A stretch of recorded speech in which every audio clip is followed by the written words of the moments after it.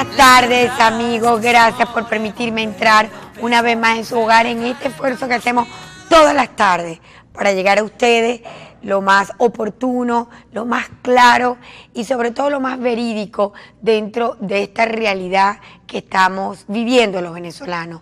Para nadie es un secreto el duro embate a los medios de comunicación. Nosotros no nos hemos escapado de ello, estamos fuera de toda la red de cablera importante del país, lo que ha sido un duro embate, sobre todo por el tema de periodistas despedidos, canales reducidos a nada, menos trabajo, menos plataforma laboral, etcétera, etcétera, etcétera.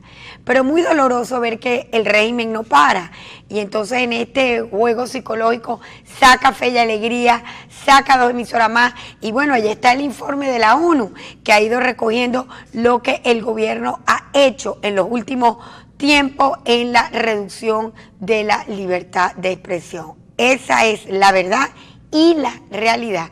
Gracias a Dios lo vuelven a poner al aire y vamos a ver con este mensaje de presión psicológica constante que nos tiene el régimen cuánto podemos aguantar. Pero lo cierto es que aquí estamos y vamos a seguir adelante porque no vamos a doblegar, no vamos a dar ni siquiera 1 milímetro de espacio para que la tristeza, el desconcierto, este trabajo psicológico que por cierto la doctora Urriestieta, María Elena, excelente psicólogo, ha venido haciendo un estudio y dice que estamos en el momento exacto, más o menos, de esta parte de conmoción emocional, que es parte de un trabajo psicológico que el régimen lo desarrolla muy bien con los mejores, digamos, analistas y asesores que tiene, que son la Sala Castrocubana y Comunista, que de hace años opera, instalada desde Miraflores. Y para deleite de nosotros, para mí es un gusto poder tener a un hombre de la talla intelectual y lo que significa para el valor educativo universitario de nuestro querido estado, el Zulia. Tengo conmigo en la tarde de hoy al doctor Jesús Esparza, rector de la Universidad Rafael Urdaneta, que es un ícono también dentro de esos grandes esfuerzos privados que se hacen en mantener algo tan importante como es la educación a flote.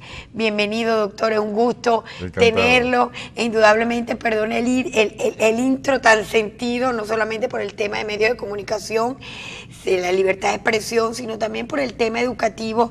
Ambos dos confluyen en el mundo mágico y, digamos, duro y escenario para la supervivencia de las universidades, porque justamente en la universidad es donde se desarrolla la libertad del pensamiento y justamente la calidad educativa, que ahora con esta diáspora de profesores, de gente, yo estoy muy angustiada viendo los colegios públicos, se han venido totalmente a menos. ¿Qué tipo de calidad educativa del muchacho que va a venir de esa formación pública y general frente al reto de los nuevos mundos que siguen avanzando y que el gobierno ha decidido decir no existen y sumarnos en el atraso? Bienvenido, doctor, un gusto tenerlo. Muchas gracias, Iraida. Ciertamente tú enfocas el tema fundamental para la sociedad, que es la educación. Sin un sistema educativo efectivo, eficiente, de alta calidad, no hay posibilidades de construir un mejor futuro, sin duda. Y hace unos años, hace varios años, ya décadas, Venezuela apostó por una sólida educación pública. Excelentes liceos, el país se llenó de liceos, las universidades públicas, y un sector privado que colaboraba con altas tasas de garantía. Correcto. Por supuesto. Muchas veces la universidad privada fue avanzando sobre áreas que el mismo sector público no lograba, pero las cosas hoy han cambiado de una forma, yo diría, muy drástica, porque la educación pública en general, a todos los niveles, ha disminuido su población. Hay un gran volumen de deserción en nuestras escuelas. Y por el hambre y la necesidad, ahora más aún. Ese estudio está hecho a medida que hay crisis económica, a medida que hay problemas de alimentación, disminuye la asistencia a las escuelas primarias y secundarias. Pero es muy grave, especialmente la disminución de la asistencia a la escuela secundaria, a los liceos, porque eso se traduce en jóvenes ociosos, sin hallar qué hacer, y que en algunas oportunidades son de alguna manera orientados hacia actividades delictivas. o si no delictivas, al menos paralegales, como el bachaqueo, por ejemplo. Correcto.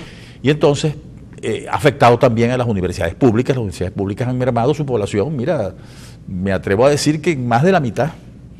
Es decir, la deserción en universidades como la Universidad del Zulia u otras universidades, incluyendo la Central, por ejemplo, es de más del 50%. ¿Cómo se llama el ministro de Educación? Que para mí es el paráclito desconocido, porque, ¿verdad? No sé ni el nombre para siquiera involucrarlo y mencionarlo por respeto al cargo, ¿no? El profesor Ekbar Roa. Sí, ¿quién es? ¿Qué ha hecho? ¿Qué inquietud o dolor puede tener ante estos momentos trágicos de la educación que nadie la defiende del gobierno, por cierto? Yo siento que una politización desviada ha afectado también al sistema educativo y a las universidades. Pues del Consejo Nacional de Universidades, que es un órgano rector del trabajo universitario. Muy respetado, además. Acuérdense que yo en otra vida también fui profesor universitario. Estoy en mis años sabáticos, pero volveré. Así es. Y ciertamente el Consejo Nacional de Universidades tiene unas políticas que son, a mi juicio, equivocadas, erradas. Ese cercenar la posibilidad de nuevos programas, de nueva oferta educativa para las universidades privadas, por ejemplo. Claro. Mira, hace más de 10 años se aprobó la última escuela profesional en una universidad privada en Venezuela, que fue casualmente la Escuela de Ingeniería de Telecomunicaciones para la Universidad Rafael Urdaneta. Y después, y en 10 años nada, y nosotros tenemos alrededor de 9 proyectos allí, incluyendo ingeniería agroindustrial, que es una ingeniería fundamental para el desarrollo del país. Y no hay manera de que se... ¿Cuál es la excusa no dan que dicen? Ninguna excusa. ¿Cuál estudio tienen como para decir que no necesitamos estudiar en este país? Todos los ministros reciben el planteamiento del sector privado de la educación universitaria en Venezuela y todos dicen en la próxima reunión les tengo una respuesta. O sea que estamos obligados a estar al nivel del presidente. Escasa educación, escaso nivel, pero es que la inquietud educativa fue siempre una de las cosas primarias de cualquier proceso, independientemente en el estado que estuviera. Y estamos en una década, y la próxima será mayor aún, de importantísimos cambios en el área científico-tecnológica. La ciencia disruptiva y la tecnología disruptiva que cambia el modelo de crecimiento lineal, de la evolución normal, vamos a decir, de la plataforma tecnológica sobre la que se desarrollan las sociedades hoy en día, va a cambiar radicalmente, pero de una manera radical. Si nuestras universidades no se adaptan a esos cambios, sencillamente Venezuela se va a atrasar aún más. Ya vienen los vehículos eléctricos, ya vienen los vehículos 100% robotizados, ya toda la industria, la base industrial de la producción está robotizada. Ya no podemos hablar solamente de mecánica, sino tenemos que hablar de mecatrónica. Correcto. En fin, si nosotros no avanzamos en ese sentido, vamos a seguir atrás. Y lamentablemente las universidades públicas son muy lentas en el proceso de ejecución de nuevos proyectos.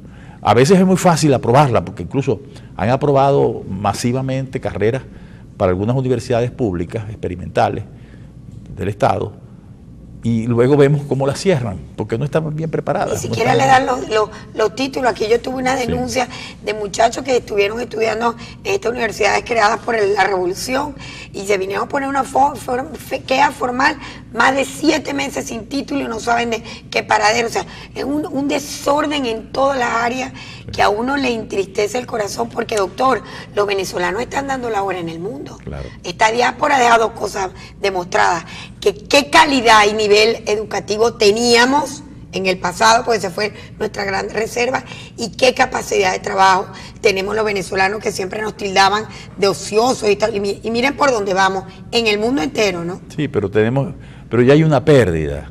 Ya la diáspora venezolana de excelentes profesionales, de profesionales con la mejor formación que puedas imaginar, ya esa diáspora ya no está bien canalizada muchas veces.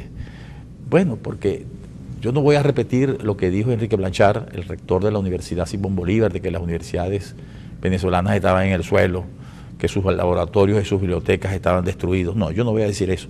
Eso no es cierto, además. Yo se lo reclamo. Se lo reclamo y se lo digo públicamente. Yo creo que eso no es cierto. Si es que la Simón Bolívar está así, diga, es la Simón Bolívar, pero no diga que todas las universidades. Ok, lo invitamos para que venga a la nuestra, aquí a la nuestra Zuliana, a la Urbe, a la URU, a los esfuerzos de la José Gregorio Hernández, muchísimos, dígame los tecnológicos, que hacen grandes esfuerzos. Por supuesto, claro. Nosotros este año hemos equipado y reequipado nuevos laboratorios. Bellísimo, y lo felicito por ese esfuerzo. Y estamos ampliando la dotación de las bibliotecas. ¿Por qué? Porque hay formas siempre de conseguir una salida. Pero claro, sí sentimos que mientras no haya una respuesta en el aparato comercial e industrial, que también está resentido por la crisis socioeconómica, estamos graduando jóvenes que no ven otro objetivo, no tienen otro objetivo que salir del país. Y muchas veces salir sin un plan claro. Es correcto. Sin saber qué voy a hacer, qué vamos a hacer, dónde puedo trabajar. Porque no es fácil, también el empleo en Europa, por ejemplo, es una situación, vamos a decir, escasa para los jóvenes. Escasa porque hay un desarrollo cada día más intenso en el mundo de la tecnología sustitutiva del trabajo humano. Hace 12 años se decía que lo único que no podría hacer un robot era conducir un automóvil. Y ya los tenemos. Y resulta que, y hasta mejor, porque el robot tiene ojos a través de sus sensores en 360 grados, permanentemente el robot no bebe, no se cansa, no le da sueño, no le da pellizcos a la novia cuando está acá. Total, que el robot como que es más efectivo y más eficiente. Tiene menos choque. Tiene menos choque. Pero es simplemente esa sustitución por el elemento robótico, por esa tecnología disruptiva que avanza a pasos agigantados. Y nosotros tan atrasados. Eso no significa que el ser humano y el profesional va a quedar rezagado, no. Lo que ocurre es que hay una exigencia en dos sentidos. Una educación más integral, una educación que forme un ingeniero apto para conocer esa tecnología disruptiva, por un lado, pero también un ingeniero que crezca humanamente, que se interese por el arte, que se interese por la literatura, que también se interese por la mente, por la psicología. Es correcto. Es decir, es un cambio fundamental en la humanización de las profesiones, que es en lo que estamos empeñados realmente. Qué bueno, doctor, oírle eso. Voy a ir a comerciales porque sencillamente de eso se trata hoy el programa. La humanización y la realidad de lo que tenemos que enfrentar los venezolanos para rescatar y no perder la poca calidad que nos queda en áreas que tenemos que rescatar prontamente y rápidamente. No se retiren, que seguimos con más, con el doctor Jesús Esparza, rector de la Universidad Rafael Urdaneta.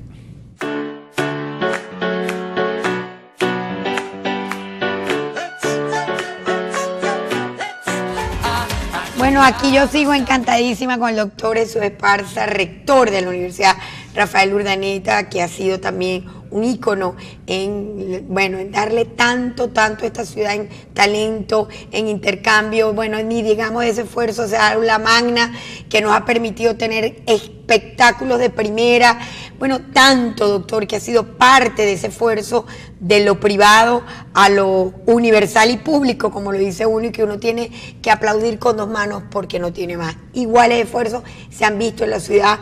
Tenemos la Rafael Urdaneta, tenemos también Urbe, tenemos la José Gregorio Hernández, tenemos tecnológicos de primera calidad, salidos todos de la mano del esfuerzo privado, apuntando siempre a la calidad y a lo mejor. Y pasamos entonces de este bisturí, doctor, que revolucionó el mundo médico, hecho por un venezolano, y que fíjense usted cómo íbamos en esta tecnología. Yo quería ahora compartir los duros escenarios de este mundo, digamos, bizarro del momento político que estamos viviendo. Cómo ir deslastrando la vida política, que parece que se ha metido absolutamente en todo y ha sido el gran obstáculo en todo, porque la política debe estar para el servicio y el bienestar del ser humano. Mire, doctor, no pudimos bajar un video que teníamos y yo le quería comentar, que hice una investigación y me fui al lugar del hecho repartiendo la caja CLAP. Y tenemos ahí el video y ahí están los comentarios. Arroz de piquito. ¿Sabes lo que es el arroz de piquito?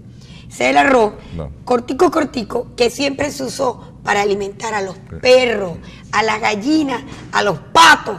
Eso es el arroz de piquito que viene ahora en la caja CLAP para el pueblo. Y una lata que se llama ralladura de atún. Ahí también está en el video, que lamentablemente no lo pudimos bajar.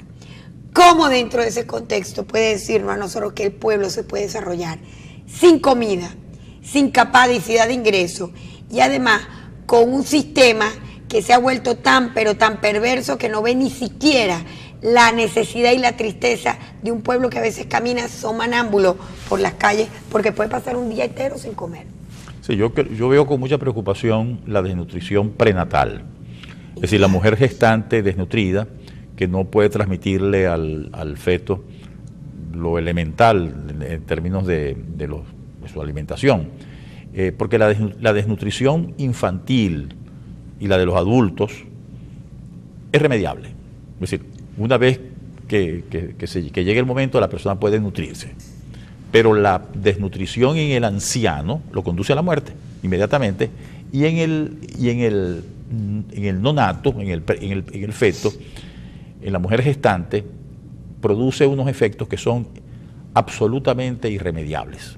Esa persona nace y nacerá con deficiencias que no pueden ser cubiertas para una corta vida y para una cortísima vida laboral, y con algunas afecciones incluso en el sistema nervioso. Usted sabe que en estos días alguien me comentaba que Luis Herrera se había puesto muy contento y que le estuvieron echando broma, yo no me acuerdo porque yo estaba muy pequeña, pero que ese año de Luis Herrera se destacó Venezuela porque tuvimos la primera Miss Universo después de Susana Duin y el primer voleibolero destacadísimo en el primer año, y Luis Herrera hizo grandes fiestas alrededor de la primera Miss Universo y decía que claro, había una gran fiesta porque todas las medidas del venezolano se habían roto, el pequeño, el que venía desnutrido de los campos, o sea, cómo la Venezuela avanzó a tener las mujeres más bellas del mundo, unos prototipos de mujeres y los mejores deportistas, los mejores beisboleros. Ayer mismo vimos el espectáculo maravilloso de la Vinotinto, son muchachos que vienen de barriada, muchos de ellos. Qué esperanza. Pero fíjate lo importante que es el sistema político y el funcionamiento de un sistema político y económico, que cuando Venezuela cayó en crisis, precisamente en el periodo ya, en la mitad, las postrimerías del periodo del presidente Herrera, se generó una situación de desnutrición prenatal. Y a los 18 años, cuando se hizo la convocatoria al servicio militar obligatorio, más del 60% de los jóvenes que acudían no eran aptos para el servicio, habían sido gestados en el año del Viernes Negro y tenían severas deficiencias nutricionales. Es decir, que la sociedad venezolana dentro de 15, 20 años, los jóvenes de esa edad van a ser jóvenes con muchísimas limitaciones, van a ser una carga social que el Estado tiene que asumir, no le queda más remedio. Pero las universidades van a verse afectadas en los ingresos de esos jóvenes que vienen de esa situación de desnutrición. Se van a ver afectadas a tal grado que no hay posibilidades de que ellos sigan estudiando. De ingresarlo al sistema. No hay posibilidades. Fíjese usted, y esto me preocupa porque eso tiene que ver con el aspecto ético y humano. Mire lo que está pasando y tiene que ver con la calidad, porque estoy seguro que los ingenieros no se prestan para obras que, por ejemplo, ayer 55 familias vivían en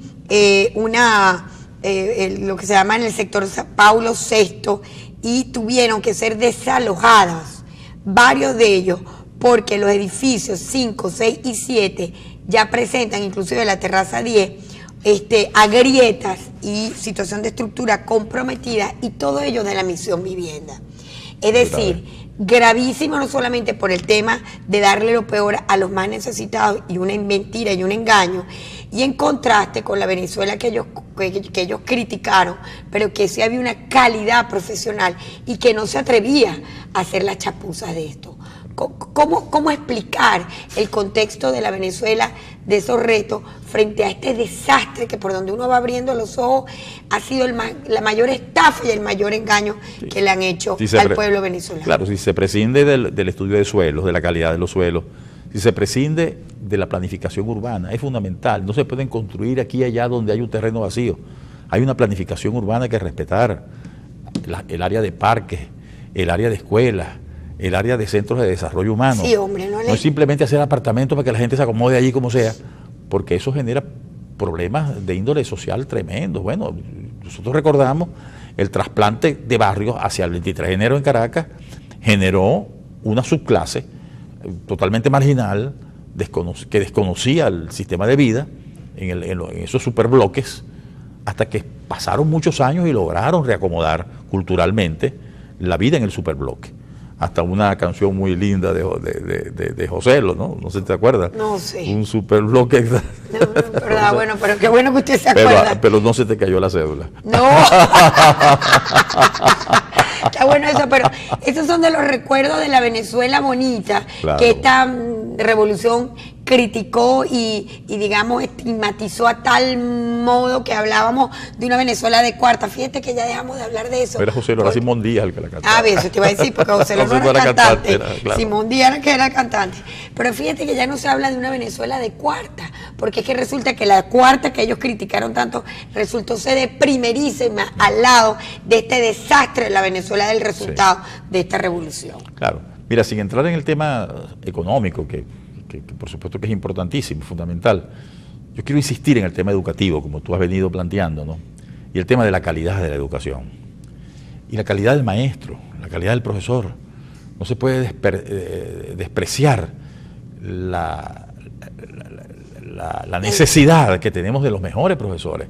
Mira, el secreto, la llave con la que los países más importantes en el mundo han logrado su desarrollo, especialmente los de desarrollo en los últimos 30 años, la educación. Singapur, bueno, hoy tenemos ejemplos en Europa, en Finlandia especialmente, tenemos ejemplos extraordinarios de donde el punto de partida fue la educación.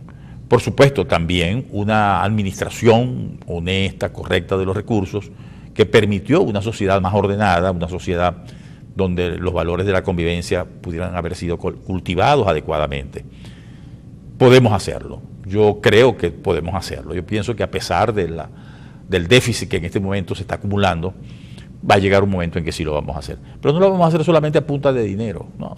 El dinero es muy importante para muchas cosas, pero para la educación lo que necesitamos es el reconocimiento del humano, el reconocimiento de la calidad del profesor, el reconocimiento salarial del profesor, el reconocimiento de espacios dignos para el proceso educativo, bibliotecas, laboratorios, en el caso de las universidades, de un profesorado que produzca, que cree, que innove, con unos estudiantes también con capacidad de innovación y creación, que la tienen, increíble. Y eso va a ser un gran país, vamos a tener una gran Venezuela, cuando asumamos eso como una tarea fundamental.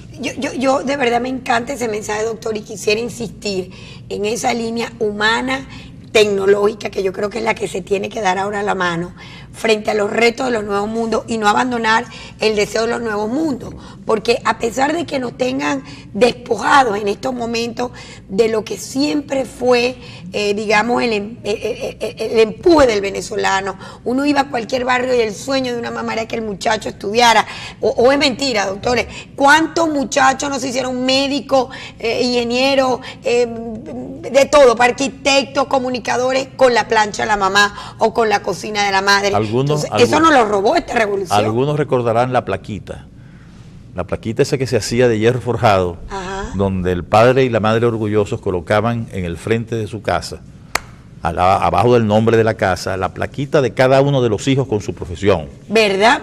Fulano de tal, ingeniero civil, el otro. Y entonces el padre se sentaba al frente de su casa en las tardes, orgulloso. Y la gente pasaba y veía 3, 4, 5 plaquitas que eran sus hijos profesionales. Yo vengo... Fue una época, bueno, tú eres muy joven, Iraida. Yo no vengo de esa época, pero sí vengo... Era una época hermosa, fue la época en que el país empezó a cultivar la profesionalización. Correcto. Pasamos del bachiller al doctor, para decirlo genéricamente. Y eso permitió empujar una serie de logros en lo social. En lo social fundamentalmente porque fue un país que empezó a sanearse. La salud pública se hizo un reto nacional y en salud pública se hicieron cosas extraordinarias. Bueno, se erradicó el paludismo, se erradicó la malaria, se erradicó la tuberculosis, se controlaron casi al 100% las enfermedades venéreas. Y eso es el producto de esos centenares de médicos, de enfermeras, de nutricionistas, de bioanalistas, de biólogos que fueron formados en las universidades venezolanas. Doctor, lo voy a interrumpir porque yo le quiero hacer esta pregunta. Dado el punto que usted amanezca un día con la responsabilidad de ser el ministro de Educación de este país, muy conocido además porque no pasará en lo oscuro como han pasado los otros, ¿qué diría? ¿Qué serían las 3 primeras acciones que impondría su gestión para rescatar rápidamente el tema educativo y ya en los breves minutos que nos quedan? Bueno, lo primero, la valorización o revalorización del maestro, del profesor en todos sus niveles. Sin buen campesino, sin buen cultivador no vamos a tener buena cosecha. Correcto. Y ese es el maestro, el que siembra. Entonces necesitamos manos diestras, pero bien reconocidas. Y yo creo que hay que hacer un acuerdo político, porque también la política partidista que se ha introducido en el tema de educación ha maltratado mucho a algunos niveles. Y yo creo que el país está consciente para hacerlo. Ese es el número 1. El número 2, tenemos que recuperar la asistencia a la escuela. Sin asistencia a la escuela, sin alumnos que vayan, que se sientan en la escuela como su segundo hogar. Y eso se logra con un trabajo social eficiente. Ese es el segundo punto. Y yo diría que lo tercero, fíjate que las 2 primeras cosas valen dinero en cuanto a sueldos, que eso hoy en la estructura del gasto público es relativamente poco. Pero esos son los 2 aspectos primarios que son lo humano. Y en tercer lugar, hay que reforzar el tema de la infraestructura, ya no solo educativa, ya no solo del plantel escolar, sino del transporte. Muchas veces la gente se aleja de la escuela, del liceo e incluso de la universidad porque no tiene cómo trasladarse. El costo, por ejemplo, un estudiante que se inscriba en una universidad privada, le resulta más costoso, si viven en lugares un poco más alejados, el transporte que la matrícula misma. ¡Qué error!